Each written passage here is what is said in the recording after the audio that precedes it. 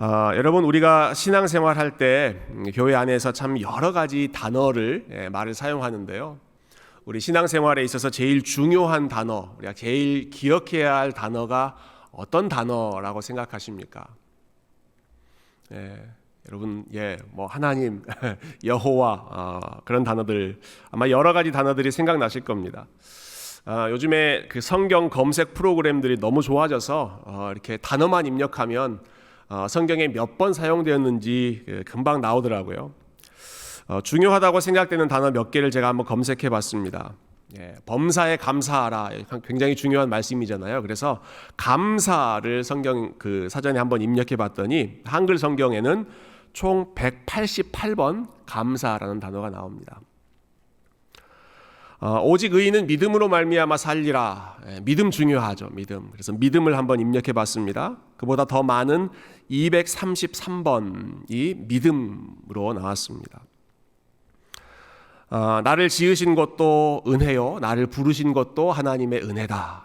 그래서 은혜를 입력해 봤습니다. 그랬더니 은혜라는 단어는 한글 성경에 총 291번, 거의 한 300번 가까이 나옵니다. 그런데 감사라는 단어보다, 믿음이라는 단어보다, 은혜라는 단어보다 훨씬 더 많이 나오는 단어가 있습니다. 바로 거룩입니다. 거룩이라는 단어가 훨씬 더 많이 나옵니다. 똑같은 프로그램에 입력해 봤더니 거룩이라고 하는 단어는 한글 성경에 총 460번 나온다, 이렇게 결과가 나오더라고요.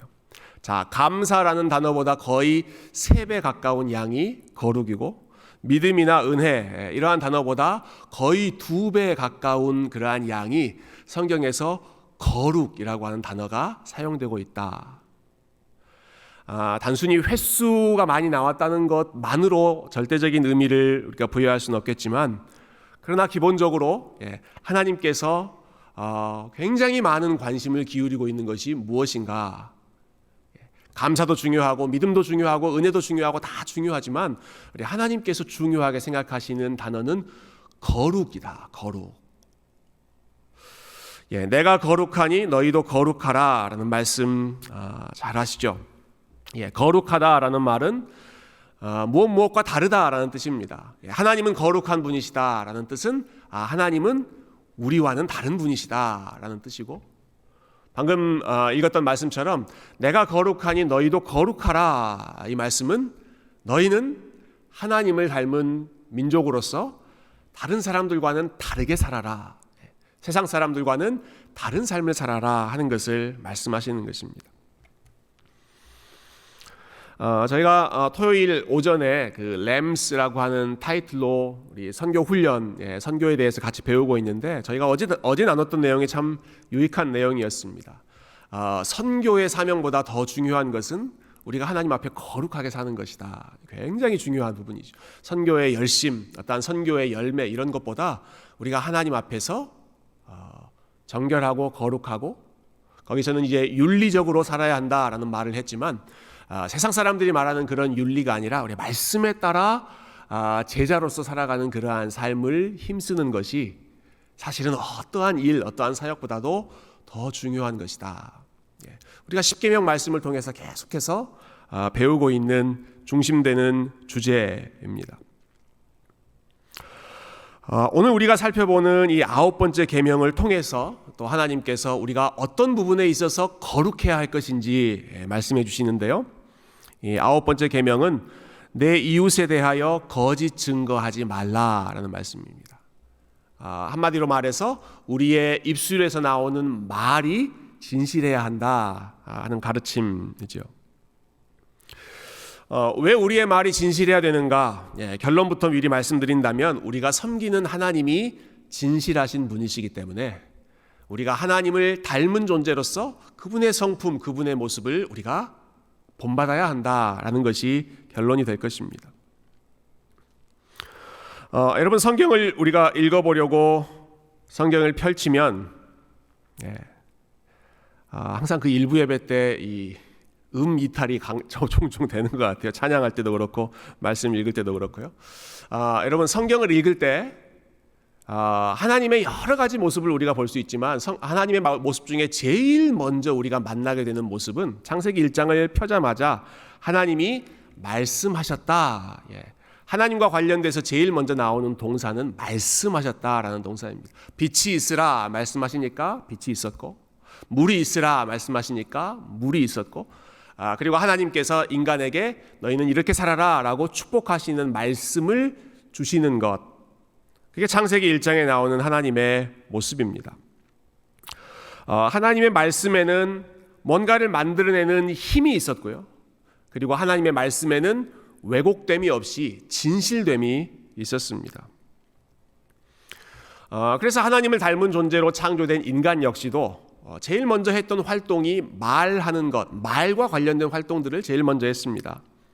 아담이 했던 제일 첫 번째 일이 여러 동물들에 대해서 이름을 지어주는 것이죠. 각 동물들의 특징을 보고 너는 이것이다, 너는 이것이다 라고 이름을 부여해주는, 말을 통해서 그 존재의 의미를 부여해주는 것이 사람이 했던 첫 번째 말의 역할이었습니다.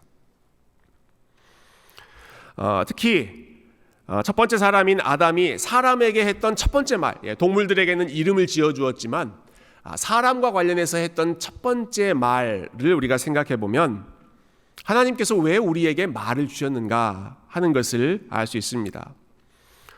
여러분, 아담에게 있어서 최초의 이웃은 자기 아내였던 하와였죠. 자기 아내에게 첫 번째 이웃인 그 여인에게 아담이 했던 첫 번째 말은 창세기 2장에 나오는 바로 이 말씀이었습니다. 아담이 이르되 이는 내 뼈 중에 뼈요 살 중에 살이라. 아주 로맨틱한 말이죠. 당신은 너무너무 대단한, 어메이징한, You are so beautiful. 당신은 내 뼈 중에 뼈요, 내 살 중에 살이요. 정말 나와 한 몸 된 존재요. 나에게 너무너무 소중한 참 하나님이 만드신 작품입니다. 아담의 입에서 나온 첫 번째 말이 바로 이런 말이었습니다. 하와를 높여주고 하와의 아름다움을 칭찬해주는 말이었죠.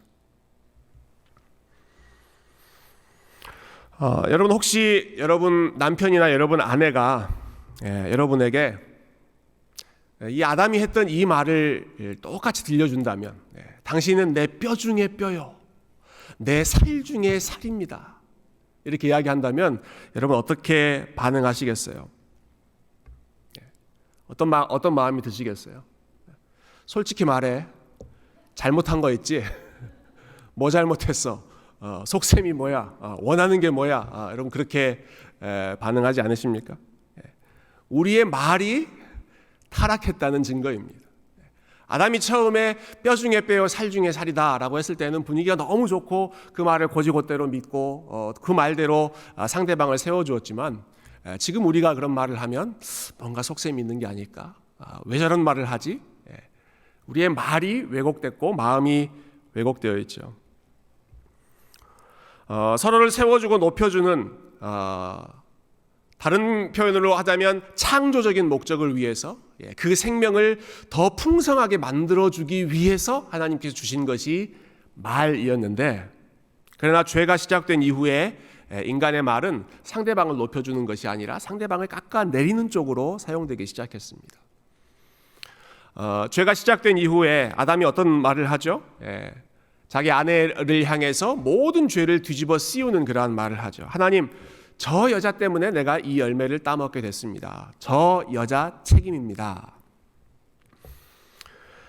가인, 첫 번째 형제였던 가인과 아벨의 관계도 여러분 생각해 보십시오. 가인이 자기 동생을 죽였습니다. 그리고 나서 하나님께서 물어보시죠. 가인아, 네 동생 아벨이 어디 있느냐? 그때 가인이 뭐라고 대답합니까? 모릅니다. 모릅니다 라고 거짓말을 하죠. 내가 내 동생을 지키는 자입니까? 얼마나 인간의 말이 왜곡되기 시작했는가. 여러분, 사람의 말이 진실함을 잃어버리고 그리고 거짓에 물들었던 최악의 사례, 그리고 인간의 본 모습을 보여주는 최고의 증거는 예수님의 십자가 사건이었습니다. 죄 없는 예수님을 죽이기 위해서 사람들이 사용했던 방법이 바로 거짓 증거였습니다. 내 이웃에 대하여 거짓 증거하지 말라는 말씀을 정면으로 위반한 것이 십자가 사건 그 전에 있었던 재판이죠. 마태복음 26장 59절부터 보시면 그 당시의 상황을 이렇게 기술하고 있습니다. 대제사장들과 온 공회가 예수를 죽이려고 그를 칠 거짓 증거를 찾으매 거짓 증인이 많이 왔으나 얻지 못하더니 후에 두 사람이 와서 이르되 이 사람의 말이 내가 하나님의 성전을 헐고 사흘 동안에 지을 수 있다 하더라 하니. 예수님에게 죄를 뒤집어 씌우기 위해 거짓 증거를 만들고 거짓 증인을 동원해서 예수님을 죽이는데 앞장섰습니다. 근데 이런 일은 예수님을 미워하던 사람들에게서만 일어난 것이 아니라 예수님을 사랑한다고 했던 제자들 중에도 똑같은 일이 일어났습니다.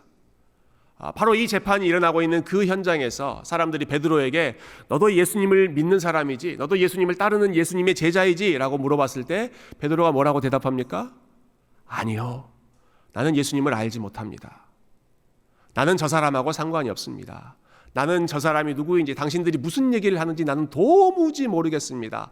3번이나 거짓 증거를 합니다. 예수님을 죽이려는 사람도 거짓 증거에 사로잡혀 있고, 예수님을 사랑한다고 했던 베드로도 거짓말의 유혹, 그 힘을 극복할 수 없었다는 사실을 우리가 볼 때 이 거짓 증거라고 하는 것이 얼마나 우리의 마음속에 뿌리 깊게 자리 잡고 있는가. 아마 10계명에 나오는 여러 가지 계명, 살인하지 말라, 간음하지 말라, 도둑질하지 말라, 나는 그런 것에는 좀 떳떳하다, 당당하다라고 생각되더라도 거짓 증거하지 말라, 거짓말하지 말라라고 하는 이 계명 앞에서는 아마 여기 계신 모든 분들이 저를 포함해서 자신감이 없어지고 떳떳하지 못한 그러한 마음이 들 것입니다. 이 거짓 증거에 대해서 조금 더 우리 깊이 생각해 보면 좋겠는데요. 이 9번째 계명은 단순히 거짓말 자체를 금지하는, 거짓말하지 말라는 차원의 명령이 아니라고 생각합니다. 좀 복잡한 이 거짓말과 관련해서는 굉장히 미묘한 그러한 이슈들이 있죠. 사실 지금 이 10계명 말씀을 듣고 있는 출애굽한 백성들의 경우에 보면 이 이스라엘 사람들은 거짓말 때문에 큰 도움을 받았던 적이 있었습니다. 이집트 왕 바로가 이스라엘 민족의 성장이 막 계속 성장하는 것을 두려워해서 그 인구를 억제하려고 했죠. 어떤 방법을 시행합니까? 모든 남자 아이들, 태어난 아이들을 다 죽여라. 그것을 아이 낳는 것을 도와주는 히브리 산파, 미드와이프, 그 산파들에게 그런 명령을 내렸습니다. 그러니까 이 산파들의 입장에서 보면 태어난 아이들을 그 현장에서 다 죽여야 하는 것이 그러한 그들에게 맡겨진 임무였는데, 그런데 이 산파들이 그 명령에 순종하지 않았죠. 당연히 바로 왕이 화가 났습니다. 산파들을 다 다시 소집했습니다. 그리고 추궁합니다. 너희들은 왜 내가 명령한 것을 지키지 않느냐? 산파들이 아주 궁색한 변명을 내죠. 이스라엘 여인들은 건강해서 저희들이 도착하기 전에 이미 아이들을 다 낳아버렸습니다. 그래서 우리가 어떻게 손쓸 겨를이 없었습니다. 여러분, 이것은 사실이었을까요? 거짓말이었을까요? 아마 사실이 아니었을 것입니다. 히브리 이 산파들이 사실대로 이야기한 것이 아니었을 것입니다. 그런데 하나님은 오히려 이 산파들을 축복하셨다. 출애굽기 1장에 보면 그런 말씀들이 나오죠. 왜 그렇게 했는가? 그리고 왜 하나님께서 그들을 축복하셨는가? 그들이 그렇게 했던 이유는 자기들의 생명을 보호하기 위해서가 아니라 어린 생명, 가장 연약한 이웃이라고 할 수 있는 갓 태어난 그 아이들을 보호하기 위해서 그렇게 했던 그들의 동기 때문에, 사실 그들이 바로 왕의 명령대로 그대로 했다고 한다면 본인들의 생명은 안전했을지 모르지만 태아들의 생명이, 출산한 아이들의 생명이 위태로웠겠죠.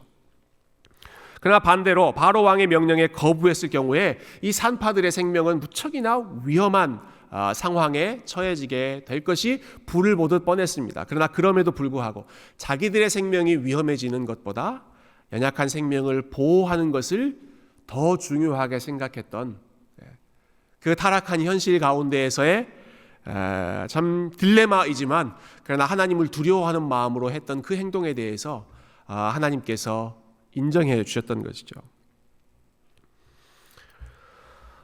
물론 이 원리를 너무나 이렇게 일반적으로 우리가 적용하기에는 우리의 마음에 숨겨진 동기들이 아주 복잡하기 때문에 산파들이 좋은 동기로 거짓말했으니까 우리도 그렇게 해도 된다, 그렇게 쉽게 적용하기는 쉽지 않습니다. 그러나 이 9번째 계명의 핵심이 무엇인가 하는 것을 우리가 좀 생각해 보자 하는 것이죠. 여러분, 조금 전에 제가 예로 들었던 예수님의 재판과 한번 비교해 보시면 좋겠습니다. 예수님을 고발하는 사람들이 증거를 막 댔습니다. 이 사람은 자기가 성전을 헐고 사흘 만에 그 성전을 다시 지을 수 있다고 했습니다. 여러분, 이 말은 사실일까요? 거짓일까요? 예수님이 그런 말을 하신 적이 있었습니까? 없었습니까? 사실은 있었습니다. 성전은 내 몸이다, 내 몸이 진짜 성전이다 라는 의미에서 이 성전을 허물면 내가 3일 동안 다시 일으켜 세우겠다, 내가 죽고 3일 만에 다시 살아나겠다, 그 말씀을 예수님이 하신 적이 있습니다. 그러니까 표면적으로만 본다면 그 사람들이 했던 이야기는 거짓이 아니라 진실이라고 할 수 있겠죠. 그러나 그들이 어떠한 동기로 그 말을 이야기했는가? 그들은 예수님을 사랑하고 예수님의 생명을 지켜주기 위해서가 아니라 예수님을 죽이기 위한 목적으로, 예수님의 생명을 해하기 위한 목적으로 사실이라고 보이는 그 진술을 증거로 내세웠습니다. 그러니까 단순히 그 겉으로 드러난 말이 사실이냐 거짓이냐라는 것보다 더 깊은 이면에 그 말을 하는 목적이 무엇인가, 그 부분까지 우리가 점검해야 한다라는 것이죠. 내가 그 말을 하는 이유가 이웃의 생명을 보호하고 지키기 위해서인가, 아니면 내가 싫어하는 그 이웃을 깎아내리고 없애버리기 위해서 그 말을 하는 것인가. 9번째 계명은 단순히 거짓말하지 말라라고 표현되어 있지 않고 내 이웃에 대하여 거짓 증거하지 말라 이렇게 되어 있습니다. 그러니까 이웃과의 관계가 핵심이다라고 하는 것이죠. 내가 하는 말이 이웃의 명예와 이웃의 생명을 지켜주는 말인가, 아니면 내가 하는 말이 이웃의 명예와 생명을 없애는 말인가. 후자의 목적으로 이웃에 대해서 이런 이야기 저런 이야기를 퍼뜨리지 말아라, 거짓 증거하지 말라라고 하는 것이죠. 오늘 우리가 출애굽기 말씀과 함께 읽었던 이 레위기 19장 말씀에 보면 저는 이 9번째 계명에 대한 여러 가지 구체적인 적용이 나와 있다고 생각합니다. 그래서 방금 말씀드렸던 그 기본적인 원리, 이웃의 생명을 지키는 목적인가, 아니면 이웃의 명예를 해치는 목적인가, 그 원리와 관련해서 어떠한 사례들이 있을 수 있는지, 특별히 우리의 말이, 우리의 언어가 이웃과의 관계에서 하나님 보시기에 어떻게 거룩하게 사용되어야 할 것인지를 우리 몇 가지 사례들을 통해서 함께 살펴보면 좋겠습니다. 먼저 레위기 19장 14절을 한번 보실까요? 19장 14절. 14절 말씀 같이 한번 읽어보십시다. 시작. 너는 귀 먹은 자를 저주하지 말며 맹인 앞에 장애물을 놓지 말고 내 하나님을 경외하라. 나는 여호와이니라. 이 말씀은 이 장애인을 희롱하는 그런 상황이죠. 어떤 사람이 귀가 먹었는데 듣지 못하는데 그 사람을 저주합니다. 그러면 그 사람이 들을 수 있을까요? 없을까요? 귀 먹은 사람이 어떻게 듣겠습니까? 모르는 일이죠. 어떤 사람이 앞을 보지 못하는 맹인입니다. 그 맹인 앞에 장애물을 놓고 그 맹인이 그 장애물에 걸려 넘어지는 것을 보면서 낄낄거리고 히히덕거리고 있습니다. 그 맹인이 누가 이 일을 했는지 알 수 있을까요? 없을까요? 볼 수 없습니다. 볼 수 없는 상황입니다. 그러나 그렇다고 해서 그 사람이 못 듣는다고 해서 그 사람에 대해서 저주하지 말고, 그 사람이 못 본다고 해서 그 사람에 대해서 악한 일을 행하지 말라. 여러분, 우리가 누군가에 대해서 이렇게 가십을 할 때, 이런저런 그 험담을 할 때 그 경우가 사실은 귀 먹은 사람에게 말을 하고 맹인 앞에 장애물을 놓는 것하고 비슷한 상황입니다. 현장에 있지 않기 때문에 우리가 무슨 말을 한다고 하더라도 그 사람은 직접적으로 들을 수가 없죠. 우리가 무슨 말을 하는지 그 사람은 볼 수가 없습니다. 그래서 저 사람은 못 듣고 저 사람은 알지 못하기 때문에 우리가 이런 이야기도 하고 저런 이야기도 하죠. 그러나 귀먹은 사람이 듣지 못하고 눈먼 사람이 보지 못한다고 하더라도 그것을 듣고 계시는 분이 계시고 그것을 보고 계시는 분이 계십니다. 그래서 방금 이 말씀을 하신 후에 하나님께서 나는 여호와니라 라고 하는 말씀을 콕 집어서 하시죠. 그러한 일들을 하지 마라. 그리고 너희들은 여호와를 경외하고 나는 여호와임을 기억해라. 내가 너희들이 하는 말과 너희들이 하고 있는 그 행동을 듣고 있고 보고 있다라고 하는 사실을 기억해라 라고 하는 것이죠. 그러니까 사람들이 듣느냐 보느냐 아느냐 그것이 문제가 아니라 하나님께서 나의 말과 생각을 어떻게 평가하실 것인가 그것을 기억하면서 말 한마디에 신중하고 조심스럽게 하라는 것이죠. 그 다음 말씀도 한번 보실까요? 15절 말씀입니다. 15절 15절 같이 한번 읽어보십시다. 시작. 너희는 재판할 때 불의를 행하지 말며 가난한 자의 편을 들지 말며 세력 있는 자라고 두둔하지 말고 공의로 사람을 재판할지며. 이건 재판하는 상황과 관련된 내용인데요. 여러분 재판할 때 당사자 충돌하는 두 입장이 있지 않습니까? 여러분 가난한 사람과 부유한 사람이 서로 싸우고 있을 때에는 어느 쪽 편을 우리가 들어줘야 됩니까? 힘 있는 사람과 힘 없는 사람이 싸우고 있을 때 어떤 편을 들어줘야 되겠습니까? 대답을 안 하시는 거 보니 그 질문의 속셈을 여러분이 파악하고 계십니다. 그 질문에 함정이 있는 것이죠. 힘 있는 사람이라고 편을 들어주는 것이 아니라 그리고 힘 없다고 해서 그것 자체로 우리가 편을 들어주는 것이 아니라 방금 읽은 말씀 보시면 가난한 자의 편을 들지 말며 세력 있는 자라고 두둔하지 말고 공의로 사람을 재판해라.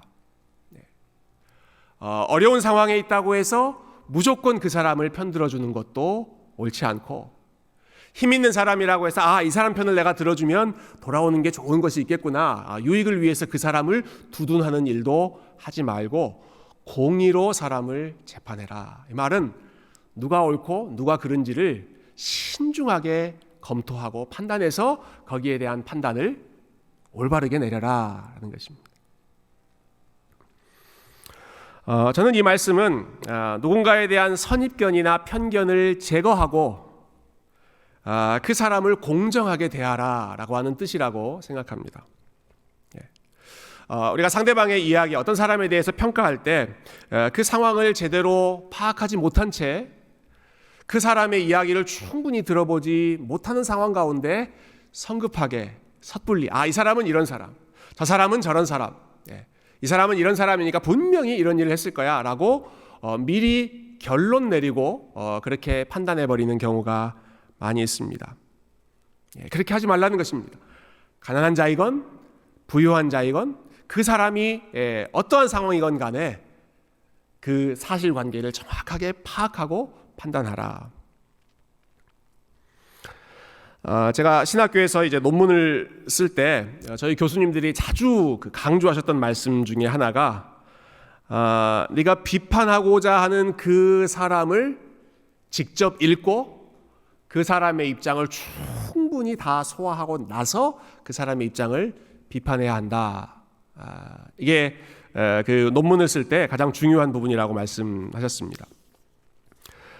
논문을 쓰거나 또 어떠한 주장을 하다 보면 내가 내 주장이 맞다, 내 주장이 옳다라고 하는 것을 입증하고 싶은 욕심에 상대방의 글을 그냥 제대로 읽어보지도 않고 누군가 어떤 학자가 여기에 대해서 이렇게 이야기했다 하는 것만 주워들어서 거기에 대해서 이렇게 비판하고 성급하게 결론을 내릴 때가 있거든요.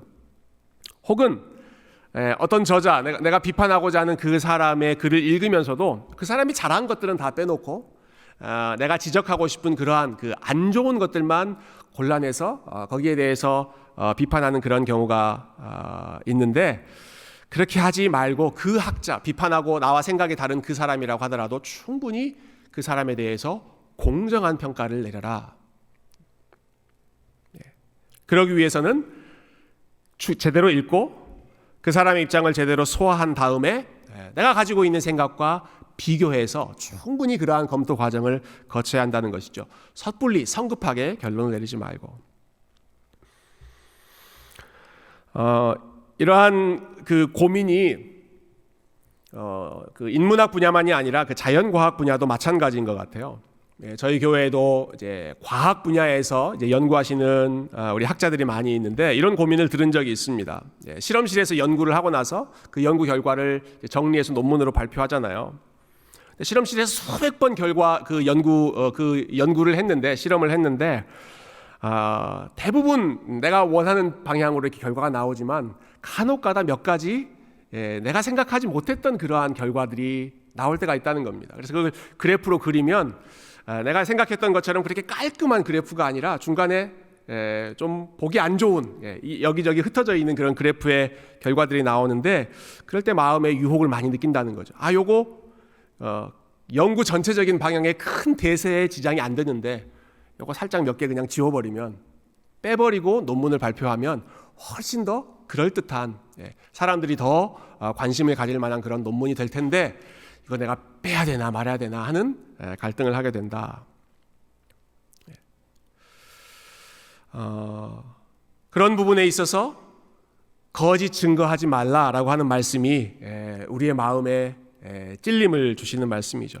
여러분 학문적인 연구 분야가 되었든지 간에 아니면 사람들과 일상적으로 대화를 나누는 그러한 일상적인 대화이건 간에 우리가 충분하게 그 상황을 파악하지 않고 성급하게 이 사람은 이런 사람, 저 사람은 저런 사람이라고 판단해버리고 쉽게 결론을 내린다면 역시 그것도 이웃에 대해서 거짓 증거하는 것입니다. 이웃에 대해서 진실을 파악하지 않고 성급한 결론을 내리는 것이 될 것입니다. 본문에 나오는 한 가지 사례만 더 보겠습니다. 우리 16절 말씀 한번 볼까요? 16절. 16절 같이 한번 읽어보십시다. 시작. 너는 내 백성 중에 돌아다니며 사람을 비방하지 말며 내 이웃의 피를 흘려 이익을 도모하지 말라. 나는 여호와이니라. 아멘. 여기저기 다니면서 여러 가지 말을 할 경우가 있습니다. 그럴 경우에 우리가 좋은 말을 퍼뜨린다면 그건 귀한 일이죠.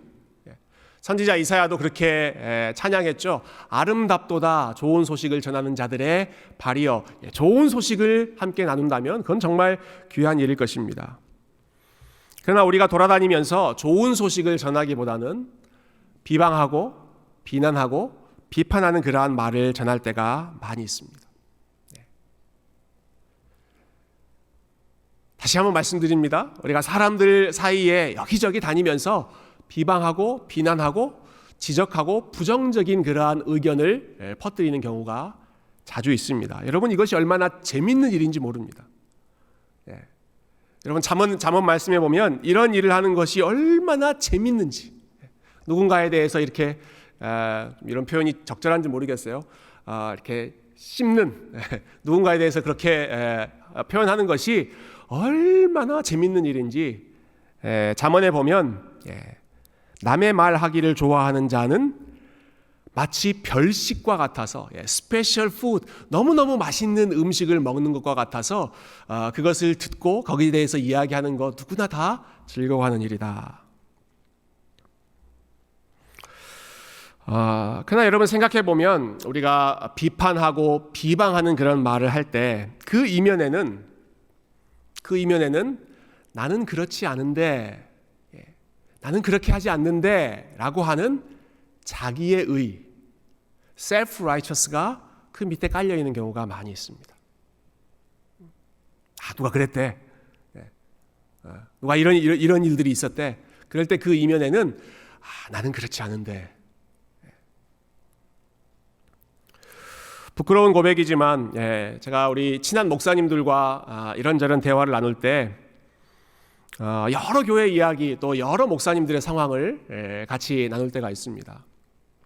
되돌아보면 그 중에서 좋은 이야기는 별로 없었던 것 같아요. 잘하는 교회 혹은 잘하는 목사님에 대한 그러한 이야기를 우리가 함께 나누면서 우리가 어떻게 하면 저렇게 목회를 잘할 수 있을까 그런 대화를 나누기보다는 문제가 있고 어려움이 있고 여러 가지 이슈가 있는 그러한 교회들 목회자들을 이야기하면서 겉으로는 걱정하는 척하지만 그러나 속마음으로는 나는 그렇지 않은데 나는 지금 저런 이슈가 없는데 라고 하는 것으로 위안을 삼을 때가 참 많이 있다라고 하는 것이죠. 그래서 그러한 그 뒤틀려져 있는 우월감을 혹은 뒤틀려져 있는 자기의 의로움을 상대방에 대한 비난이나 비방으로 가십으로 사용하는 것이 아니라 그런 마음이 들 때는 그 말을 끊고 그 사람을 위해서 기도해 주는 것이, 그 사람을 위해서 비방하고 비난하기보다 그 사람을 위해서 기도하는 것이 하나님께서 보시기에 훨씬 더 아름답고 거룩한 모습인 줄로 믿습니다. 여러분, 말씀을 좀 정리해 보죠. 오늘 여러 가지 그 이웃과 관련된 이슈들을 함께 나눴는데요. 여러분, 오늘 말씀처럼 우리가 거짓을 말하기보다 진실을 말하려고 노력하고, 상대방을 비방하는 말을 하기보다 상대방을 따뜻하게 격려하는 말을 하려고 애를 쓰고, 그리고 사람들에 대해서 이런저런 그 뒷담화를 하기보다 우리의 입술에 거룩함, 정결함, 진실한 말을 하려고 노력하면 우리 삶에 어떤 일이 일어날까요? 이렇게 말의 거룩함, 진실함, 거짓 증거하지 않고 우리가 진실하게 살려고 하면 우리의 삶에 어떤 열매, 어떠한 일이 일어날 것인가? 우리가 살고 있는 세상은 거짓말과 가십과 공격적인 말과 비난의 말이 가득하기 때문에, 여러분, 우리가 말씀대로 살려고 하면, 우리가 이렇게 진실하게 살려고 하면 우리의 삶이 인정받고 편해지기보다는 오히려 우리의 삶이 훨씬 더 어려워질 가능성이 높습니다. 당신들은 참 진실하군요, 박수 쳐주는 경우가 아니라 오히려 우리에게 불이익이 찾아올 때가 많이 있습니다. 얼마 전에 우리 직장 생활을 하는 우리 교회 한 자매님의 이야기를 들었습니다. 그때가 아마 그 생명을 살인하지 말라라고 하는 말씀이었던 것 같아요. 그래서 모든 사람이 하나님의 형상이기 때문에 존귀하게 대해야 한다. 그 말씀 듣고 이제 실천을 하려고 노력을 하셨던 것 같아요.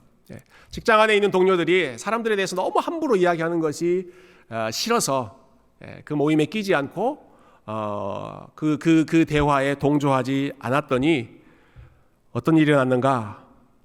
어느 순간 왕따가 돼 있더라, 이렇게 얘기하시더라고요.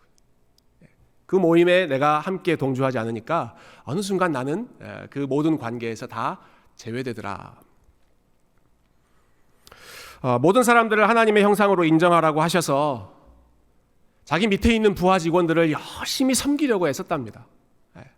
다른 사람들이 하는 것처럼 막 이렇게 강하게 밀어붙이지 않고 정말 존귀하게 대하고 겸손하게 말하고 그렇게 온유하게 대했더니 어떤 일이 일어나는가? 오히려 자기를 무시하고 자기에게 함부로 대하는 그러한 모습을 보게 되더라. 여러분, 그것이 사실은 우리가 경험하고 있는 이 세상의 현실이죠. 진실되게 살고 겸손하게 살고 사람들을 온유하게 대하고 사람들에 대해서 험담하지 않고 좋은 말하고 그랬을 때 우리에게 그러니까 당신은 참 훌륭하군요, 우리를 따라주고 우리를 격려해주고 해주는 것이 아니라 오늘 그 말을 아주 순화해야 되기 때문에 거친 말이 나오는 걸 제가 참고 있습니다. 오히려 그 사람을 배제시키고 오히려 그 사람을 무시하고 오히려 그 사람에게 함부로 대하는 것이 세상의 반응입니다. 그것이 현실입니다. 예수님께서 진실되게 사셨을 때, 진리를 말씀하셨을 때 예수님께 돌아왔던 결과는 십자가였습니다. 진실되게 산다고 해서 좋은 일이, 꽃길이 열리는 것이 아니라 사실은 더 어려운 일이 펼쳐지는 것이죠. 여러분, 그러나 우리가 말씀대로 살려고 하는 이유는, 우리가 거룩하게 살아보려고 몸부림치는 이유는, 우리가 이웃에 대해서 함부로 이야기하지 않고 정말 좋은 말, 진실된 말을 하려고 노력하는 이유는, 그렇게 하면 상황이 좋아지기 때문이 아니라, 그렇게 하면 사람들이 나에게 박수 쳐주기 때문이 아니라, 그것이 하나님께서 보시기에 옳은 일이고, 그리고 그것이 우리 주님께서 보여주셨던 주님의 모범이기 때문에, 주님의 제자로서 하나님의 형상으로서 우리가 그 일에 힘들지만 계속해서 힘써야 할 줄로 믿습니다.